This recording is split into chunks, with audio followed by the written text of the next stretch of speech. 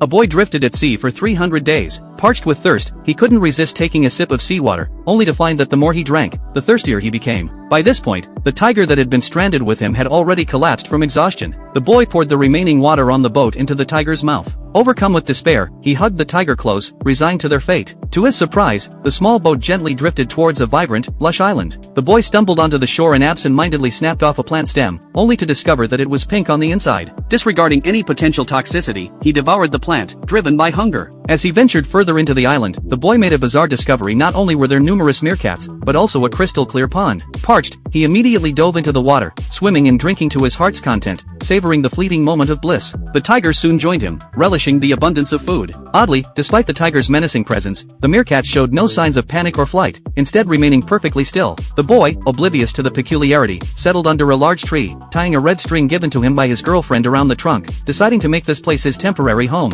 However, as the sun began to set, the meerkats suddenly scurried up the trees, and the tiger, as if frightened, clambered back onto the boat. The boy found it strange but didn't give it much thought until he was awakened by the meerkats beside him in the dead of night. To his horror, he discovered numerous animal carcasses floating in the pond, the water's surface emitting an eerie luminescence. Plucking a glowing green flower nearby, he found a human tooth nestled within its petals. As he surveyed the island's contours, it dawned on him that it resembled the silhouette of a woman lying in the sea. It was then that the boy realized this was no safe haven, but a man-eating island. At first light, he promptly gathered fresh water and fruits, preparing to depart. However, after 300 days together, he had formed a deep bond with the tiger. Whistling for his companion, the tiger came running at the sound of his call. Together, the boy and the tiger embarked once more on their drifting journey.